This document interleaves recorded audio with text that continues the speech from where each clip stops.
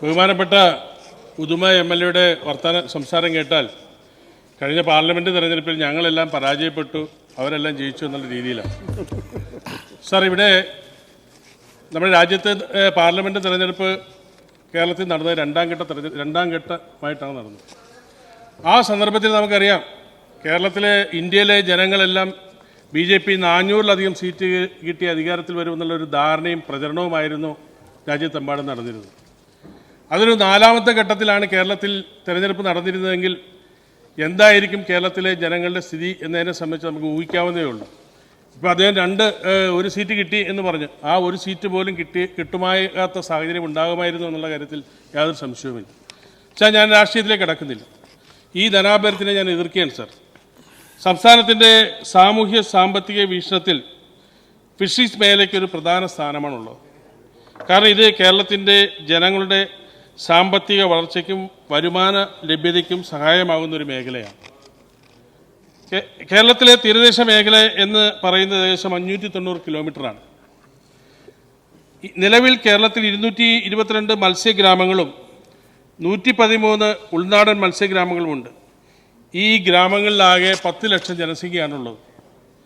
2021 മത്സ്യത്തൊഴിലാളി ക്ഷേമനിധി ബോർഡിൽ രജിസ്റ്റർ ചെയ്ത മത്സ്യത്തൊഴിലാളികളുടെ എണ്ണം 2,40,867 ആയിരുന്നു. കൂടാതെ 85,094 പേർ പീലിംഗ് ആൻഡ് ക്യൂറിംഗ് തുടങ്ങിയ അനുബന്ധ മേഖലയിൽ രജിസ്റ്റർ ചെയ്തിട്ടുണ്ട്. സാർ, നമുക്കറിയാം, മത്സ്യത്തൊഴിലാളി മേഖലയിൽ ലോകത്ത് തന്നെ വലിയ സാഹസികത നേരിട്ട് മത്സ്യബന്ധനത്തിൽ പോകുന്ന ആളുകളാണ്. നമുക്കറിയാം, നമ്മുടെ ഇപ്പോൾ ചെറുപ്പക്കാർ കുഴഞ്ഞു വീണ് മരിക്കുന്ന ഒരു സാഹചര്യമാണ് നമ്മുടെ സംസ്ഥാനത്തും രാജ്യത്തെമ്പാടുമുള്ളത് കോവിഡിന് ശേഷം. ഇതെല്ലാം ഉണ്ടാകുമ്പോഴും മത്സ്യബന്ധനത്തിന് തൻ്റെ ജീവൻ പോലും പണയം വെച്ച് കടന്നു പോകുന്ന മത്സ്യത്തൊഴിലാളികളെ സംബന്ധിച്ച് അവരുടെ ജീവന് എന്ത് സുരക്ഷിതത്വമാണ് സാർ നമുക്ക് ചെയ്തു കൊടുക്കാൻ കഴിഞ്ഞിട്ടുള്ളത്? കടലിനോട് മല്ലടിച്ച് സമുദ്രമേഖലയിൽ ജീവൻ പോലും പണയം വെച്ച് രാജ്യത്തിന് വിദേശ നാണ്യം നേടിത്തരുന്ന വലിയൊരു ജനവിഭാഗമാണ് മത്സ്യത്തൊഴിലാളികൾ. ഇവിടെ സൂചിപ്പിച്ചതുപോലെ 2018 പ്രളയത്തിൽ ജനങ്ങളുടെ ജീവൻ രക്ഷിക്കാൻ സ്വയം ജീവൻ പോലും പണയപ്പെടുത്തി രംഗത്തിറങ്ങിയവരാണ് മത്സ്യത്തൊഴിലാളികൾ. പലപ്പോഴായി കോടിക്കണക്കിന് രൂപയുടെ സാമ്പത്തിക പാക്കേജുകൾ പ്രഖ്യാപിക്കുന്നുണ്ടെങ്കിലും എത്ര കോടി രൂപ ചെലവഴിച്ചു എന്ന് ആത്മാർത്ഥമായി വിലയിരുത്താൻ ഈ ജനവിഭാഗത്തോട് നീതി പുലർത്താൻ നമുക്ക് കഴിഞ്ഞിട്ടുണ്ടോ എന്നുള്ളതാണ് ഈ ഡിമാൻഡ് ചർച്ച എനിക്ക് ചോദിക്കാനുള്ളത്. മത്സ്യത്തൊഴിലാളി മേഖല കടുത്ത പ്രതിസന്ധിയിലാണ്. കാലാവസ്ഥാ വ്യതിയാനം, മത്സ്യലഭ്യതയുടെ കുറവ്, കടൽക്ഷോഭം, മത്സ്യക്കുഞ്ഞുങ്ങളെ വലിയ ഭീമാകാരമായ ട്രോളറുകൾ വന്ന് പിടിക്കുന്നത് മൂലം മത്സ്യസമ്പത്തിൻ്റെ കുറവ് അടക്കമുള്ള പ്രശ്നങ്ങൾ ഇതിന് കാരണമാണ്. മത്സ്യത്തൊഴിലാളികളുടെ ജീവൻ പണയം വെച്ച് കടലിൽ പോയാലും അന്നത്തെ അന്നം വാങ്ങാൻ പോലുമുള്ള പണം ലഭിക്കാതെയാണ് പലപ്പോഴും തിരിച്ചു വരുന്നത്.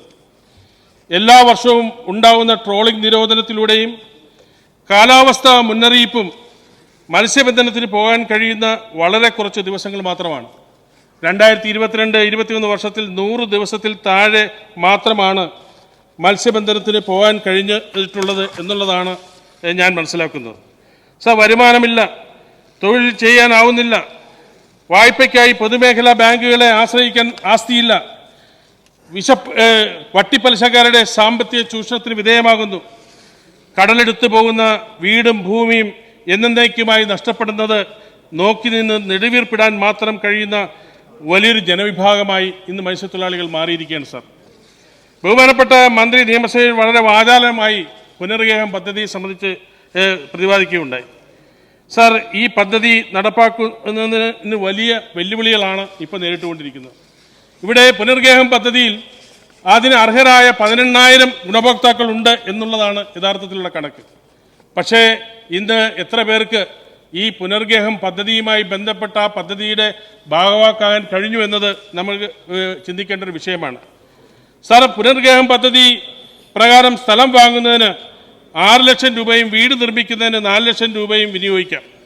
കോർപ്പറേഷൻ ഏരിയയിൽ 2 സെന്റ് സ്ഥലവും ഗ്രാമപ്രദേശങ്ങളിൽ കുറഞ്ഞത് 3 സെന്റ് സ്ഥലവും വാങ്ങുകയും അതിൽ 500 സ്ക്വയർ ഫീറ്റിൽ അധികരിക്കാത്ത വീട് വയ്ക്കുകയും വേണമെന്നാണ് സർക്കാർ നിർദ്ദേശം.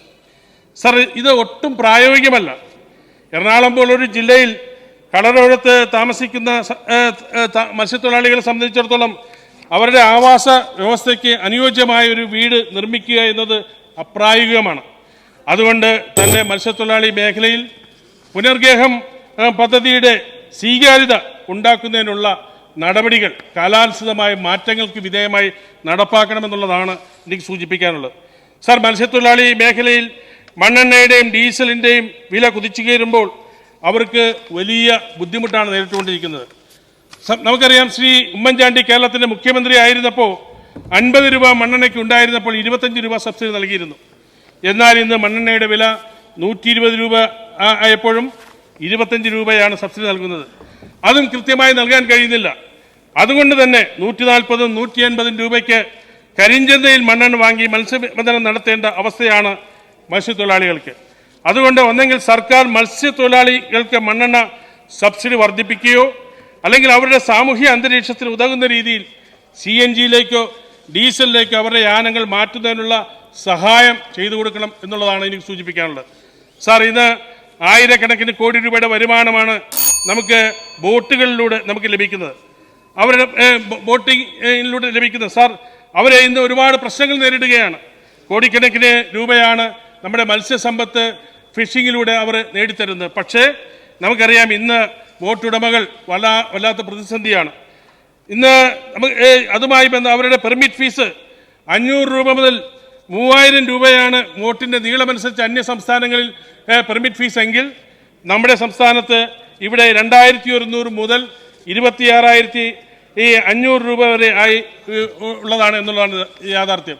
സാർ, അതുകൊണ്ട് ഇത് ഫീസ് കുറച്ച് അവരെ സഹായിക്കാനുള്ള നടപടി സ്വീകരിക്കണം. 4-5 ദിവസം 4-5 ലക്ഷം രൂപ മുടക്കി കടലിൽ പോയി മത്സ്യബന്ധനത്തിൽ പോയാൽ പോലും കൃത്യമായി അവർക്ക് വരുമാനം കിട്ടാത്ത ഒരു സാഹചര്യമാണ് ഇന്ന് നമ്മുടെ സംസ്ഥാനത്തുള്ളത്. സാർ, ഞാൻ ഒരു കാര്യം എൻ്റെ നിയോജകമണ്ഡലത്തെ കാര്യം സൂചിപ്പിക്കാൻ ആഗ്രഹിക്കുകയാണ്. നമുക്കറിയാം, പെരിയാറിൽ മത്സ്യക്കുരുതി ഉണ്ടായി. 2018 ശേഷം 1998 മുതൽ നിരന്തരമായി മത്സ്യക്കുരുതി ഉണ്ടാകുന്ന ഒരു പ്രദേശമാണ് പെരിയാർ. സാർ, അത് ഇപ്പോൾ കണക്കാക്കുന്നത് ഏകദേശം നാളിതുവരെയായി 250-ലധികം മത്സ്യക്കുരുതികൾ ഉണ്ടായി എന്നുള്ളതാണ്. 2024 5 മാസത്തിനിടയിൽ തന്നെ 9 മത്സ്യക്കുരുതികളാണ് ഉണ്ടായത്. സാർ, പാവപ്പെട്ട ചെറുപ്പക്കാർ അവർ സ്വയം തൊഴിൽ കണ്ടെത്തുന്നതിൻ്റെ ഭാഗമായി ഗേജ് ഫിഷിങ്ങിൽ ഏർപ്പെടുന്നു.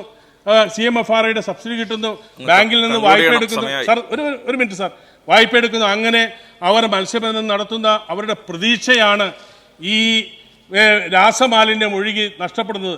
അതുകൊണ്ട് ഗവൺമെൻറ്, ബഹുമാനപ്പെട്ട മന്ത്രി അത് പരിശോധിക്കാമെന്ന് പറഞ്ഞുവെങ്കിലും അത് അടിയന്തരമായി കാലാവസ്ഥമായി കൊടുക്കാനുള്ള നടപടി സ്വീകരിക്കണം എന്ന് ഞാൻ അഭ്യർത്ഥിക്കുകയാണ്.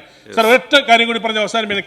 എറണാകുളത്തെ KSRTC ബസ് സ്റ്റാൻഡുമായി ബന്ധപ്പെട്ട് ബഹുമാനപ്പെട്ട ഗതാഗത വകുപ്പ് മന്ത്രി എടുത്ത ഒരു സമീപനം ഞാൻ അങ്ങേയറ്റം പ്രശംസിക്കാൻ ആഗ്രഹിക്കുകയാണ്. അദ്ദേഹം അവിടെ വരികയും എറണാകുളത്തെ ജനങ്ങളെ സംബന്ധിച്ചിടത്തോളം വലിയ പ്രതീക്ഷ നൽകുന്ന ഒരു തീരുമാനമാണ് എടുത്തിട്ടുള്ളത്. തീർച്ചയായും അദ്ദേഹത്തിൻ്റെ ആ ഒരു മനസ്സിന് ഒരു ജനപ്രതിനിധി എന്ന നിലയിൽ ഞാൻ ആത്മാർത്ഥമായി അനുമോദിക്കുന്നു. അവിടെ ഒരു പുതിയ സ്റ്റാൻഡ് പണിയാൻ ഇപ്പോൾ KSRTCയുടെ ഈ പണമില്ലാത്തതുകൊണ്ട് കൊച്ചി സ്മാർട്ട് സിറ്റി മിഷൻ 12 കോടി രൂപ അനുവദിക്കാം എന്ന് പറഞ്ഞിട്ടുണ്ട്. ആ പണം പ്രയോജനപ്പെടുത്തുന്ന രീതിയിൽ കൂടിയുള്ള ഒരു തീരുമാനം അദ്ദേഹത്തിൻ്റെ പ്രവർത്തനത്തിലൂടെ ഉണ്ടാകണം. അതിനൊരു സഹായം ചെയ്യണം എന്നുകൂടി അഭ്യർത്ഥിച്ചുകൊണ്ട് ഈ ധനാഭ്യർത്ഥനയെ ഞാൻ നിർത്തുന്നു.